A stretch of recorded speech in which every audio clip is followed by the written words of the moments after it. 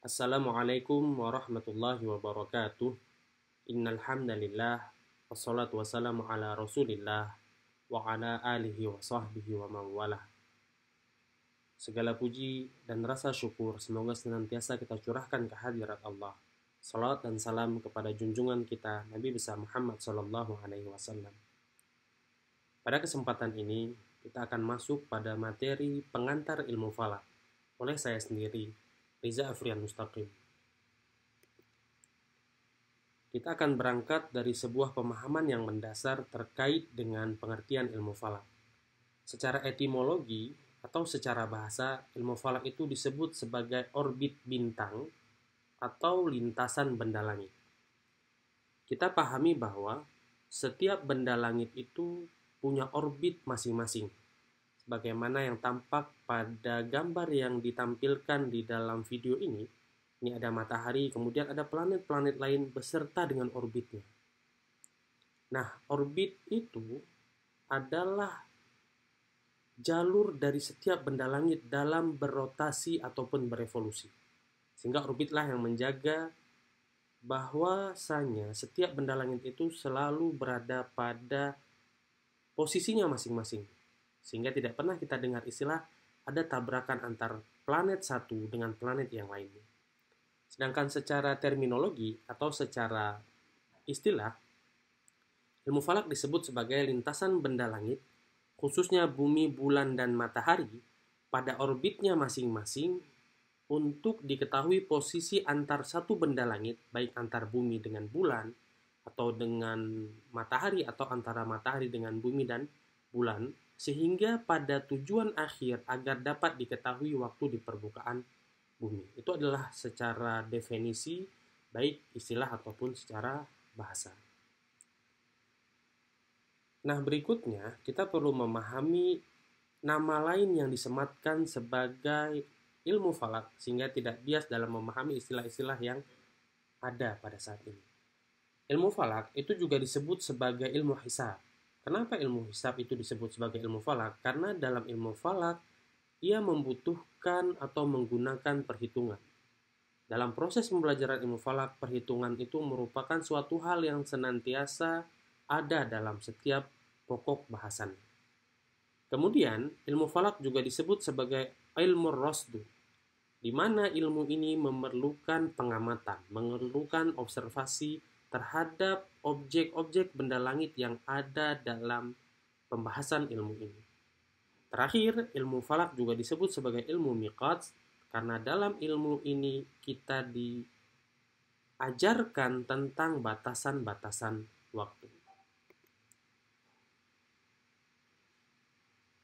Selanjutnya, kita perlu memberikan pemahaman terkait dengan perbedaan ilmu falak dengan astronomi dan astrologi. Kita perlu pahami bahwa ketiga ilmu ini, ilmu falak, astronomi, dan astrologi, itu sama-sama mempelajari benda langit. Hanya saja kalau kita fokuskan kepada titik perbedaannya, maka ilmu ini memiliki perbedaan yang cukup signifikan, dan ini perlu dipahami sebagai bentuk pemahaman dasar kita terhadap suatu ilmu. Ilmu falak secara garis besar, pemahaman ataupun pembelajaran terhadap benda langit yang dilakukan itu untuk kebutuhan ibadah umat Islam khususnya. Sedangkan astronomi, ia belajar tentang benda langit tapi untuk kebutuhan sains. Artinya dia belajar benda langit apapun dengan segala macam jenis dan bentuk benda langitnya tapi dipelajari dalam konteks keilmuan ataupun sains. Sedangkan astrologi, dia belajar tentang benda langit namun mengkaitkan benda langit tersebut dengan nasib manusia di permukaan bumi. Jadi dari sini dapat kita bedakan, dapat kita pahami bahwa ketiga ilmu ini punya persamaan, yaitu sama-sama mempelajari benda langit, namun dia juga punya perbedaan yang cukup signifikan, di mana pembelajaran ilmu tersebut terhadap benda langit itu punya peruntukan yang berbeda. Sehingga tidak boleh kita samakan antara ilmu falak itu dengan astronomi ataupun dengan astrologi. Dalam istilah Islam, astrologi itu dikenal dengan ilmu nujum.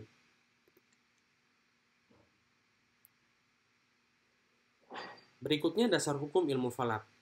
Kalau kita telusuri nas Al-Quran dan hadis, memang tidak disebutkan secara eksplisit terkait dengan dasar hukum keharusan mempelajari ilmu ini.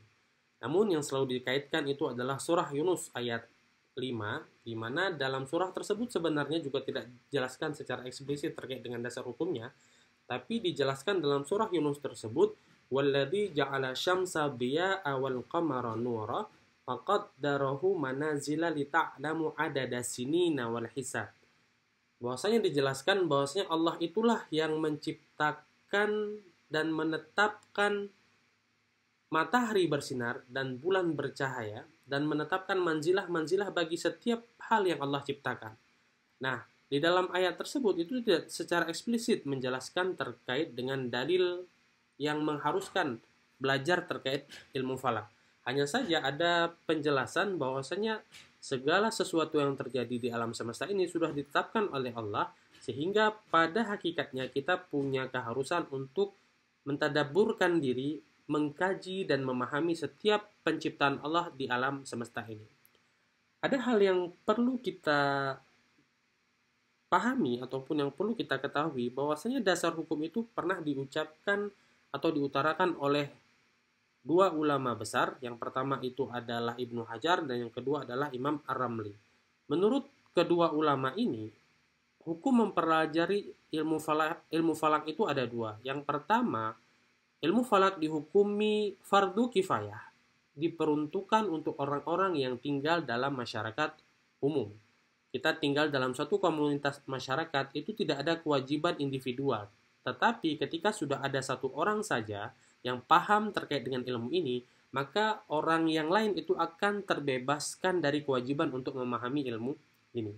Sedangkan ada juga hukum fardu ain untuk mempelajari ilmu falak ini, di mana itu diperuntukkan untuk orang-orang yang memang tinggal dalam kesendirian jauh dari khalayak ramai. Kenapa? Karena ada kebutuhan fundamental dalam ibadah yang harus dipenuhi oleh orang tersebut. Misalnya untuk kebutuhan kapan melaksanakan ibadah sholat, kemana kiblat harus menghadap, kemana tujuan harus kita hadapkan seluruh anggota tubuh kita dalam ibadah sholat tersebut. Kemudian kapan kita melaksanakan ibadah puasa wajib. Itu semua berkaitan dengan hal yang sangat fundamental dalam kebutuhan ibadah kita. Maka dihukumi fardu ain untuk orang-orang yang tinggal dalam kesendirian.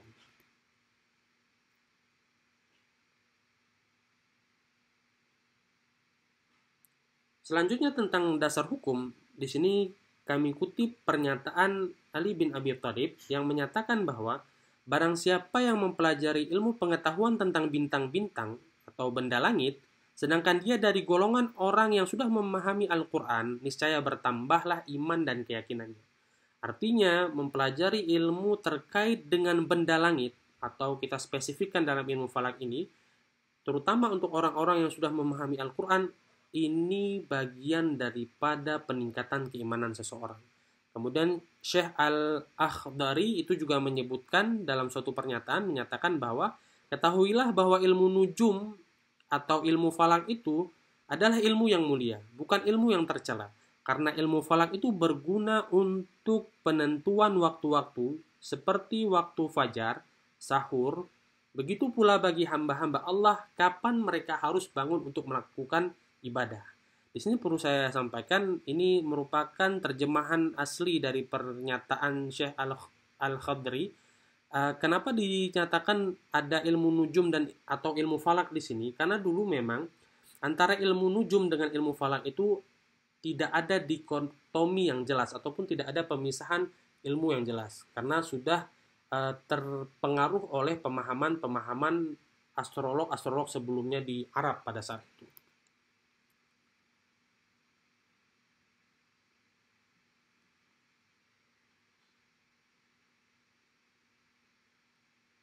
Kita lanjut pada pembahasan berikutnya mengenai ruang lingkup pembahasan ilmu falak. Kita berangkat dari ruang lingkup yang pertama, yaitu arah kiblat dan bayangan arah kiblat. Apa sebenarnya yang dipelajari ataupun yang dikaji dalam ruang lingkup yang pertama ini? Sebenarnya dalam arah kiblat dan bayangan arah kiblat itu sedang kita hitung besaran sudut yang diapit oleh garis meridian yang melewati suatu tempat, yang dihitung arah kiblatnya dengan lingkaran besar yang melewati tempat yang dimaksud dan Ka'bah. Artinya, dalam proses arah kiblat itu kita sedang menghitung nilai besaran sudut, artinya dalam bumi yang dianggap sebagai globe earth atau yang bentuknya bulat, itu ada suatu garis meridian yang melewati nanti tempat yang mau kita hitung arah kiblatnya, dan lingkaran besar yang juga melewati Ka'bah.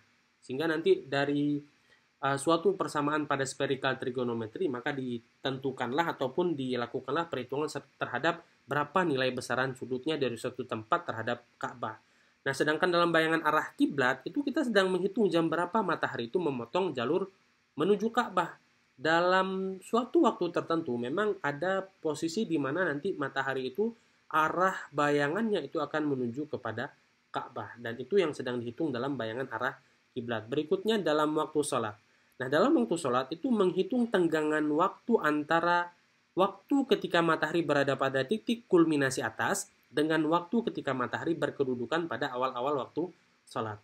Dalam setiap harinya itu ada posisi di mana matahari itu mencapai titik kulminasi, titik jenuh ataupun titik puncak.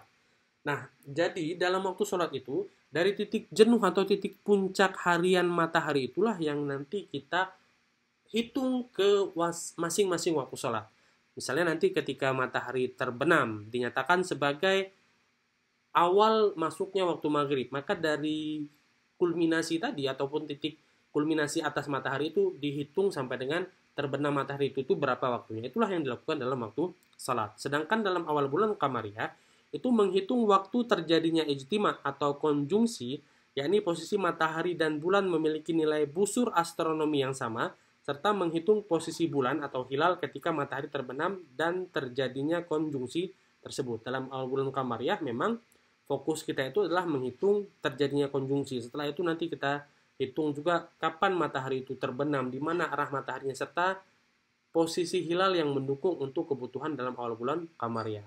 Terakhir itu dalam ruang lingkup pembahasan ilmu falak adalah gerhana. Ini masuk ke dalam dua pembahasan gerhana, baik gerhana matahari ataupun gerhana bulan. Kapan terjadinya kontak antara matahari dengan bulan? Artinya nanti ketika bumi itu masuk ke dalam umbra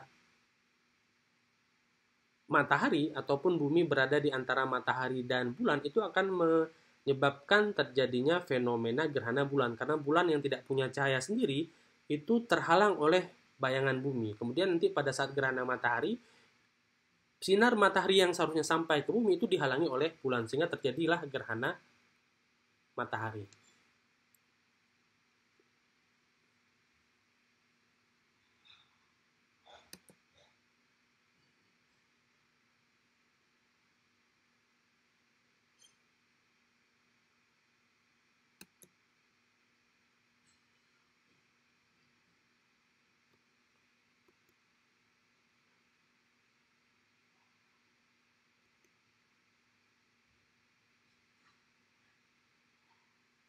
Baik, berikutnya tujuan mempelajari ilmu falak. Setidaknya ada 3 tujuan secara umum kita mempelajari ilmu falak ini. Yang pertama itu sebagai pengetahuan kebutuhan dasar dalam ibadah. Seperti yang tadi sudah sempat saya singgung sedikit, bahwasanya ada hal yang sangat fundamental dalam ibadah kita. Ada kewajiban menghadap kiblat sebagai salah satu syarat sah sholat. Artinya sebelum orang itu melaksanakan sholat, dia harus tahu terlebih dahulu kemana arah kiblatnya. Kemudian yang kedua, ada hal yang fundamental lagi adalah terkait dengan waktu sholat. Kita tidak bisa melaksanakan sholat tertentu itu sesuka hati kita, melainkan ada waktu-waktunya, ada waktu awal di mana sholat itu masuk pada waktunya, ada waktu berakhirnya sholat tertentu. Nah, sehingga dalam hal ini kita harus bisa memahami bahwa hal fundamental tersebut itu harus betul-betul bisa dimiliki pengetahuannya, sehingga nanti kita bisa tuntas dan komprehensif dalam melaksanakan suatu ibadah tertentu. Kemudian yang kedua adalah menganalisa problematika ilmu falak yang berkembang. Saya yakini bahwa hampir semua kita itu pernah melihat ataupun pernah mengalami atau bahkan pernah menyaksikan selalu ada dinamika yang berulang dalam setiap penetapan awal bulan Qamariyah. Kapan kita akan berpuasa dan kapan kita akan melaksanakan 2 hari raya. Problematika itu harus kita analisa, harus kita analisis untuk kita temukan apa sebenarnya yang menjadi faktor terjadinya hal tersebut, sehingga ada pemahaman yang komprehensif terhadap dinamika-dinamika yang berkembang. Kemudian yang terakhir adalah berdayakan pengetahuan sains dalam khazanah Islam. Kita harus pahami dari abad ke-7 hingga abad ke-13, masa kejayaan Islam yang betul-betul berkembang, itu pengetahuan umat Islam terhadap sains itu begitu pesat. Sehingga ketika peradaban itu sudah beralih ke barat, maka pengetahuan itu sudah mulai berkurang hingga saat ini. Maka ilmu falak ini dipelajari, salah satu tujuannya adalah itu untuk memberdayakan kembali pengetahuan sains kita dalam khazanah Islam.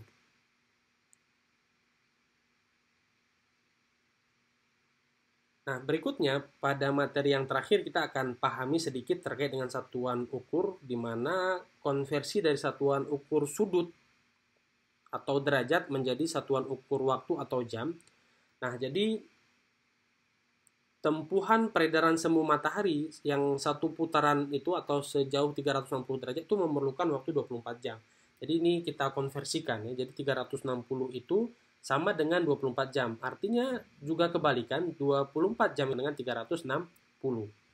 15 derajat itu sama dengan 1 jam, maka kebalikannya juga berlaku hal yang sama, 1 jam sama dengan 15 derajat.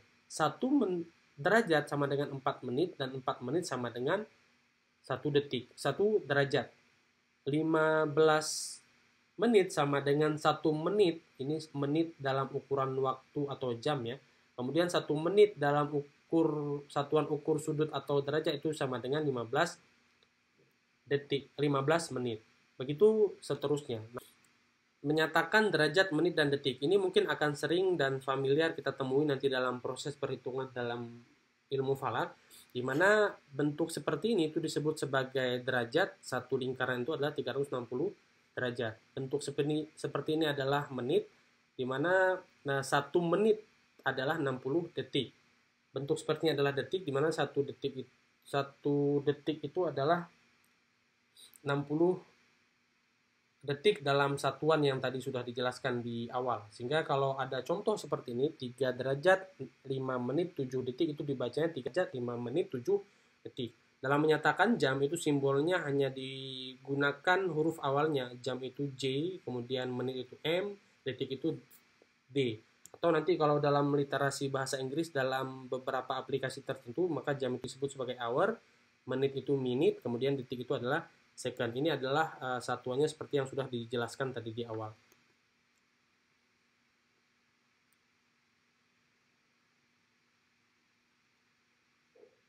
Baik, mungkin sekian pada pengantar ilmu falak dalam video ini. Mohon maaf atas segala kekurangan, semoga memberikan manfaat. Terima kasih. Assalamualaikum warahmatullahi wabarakatuh.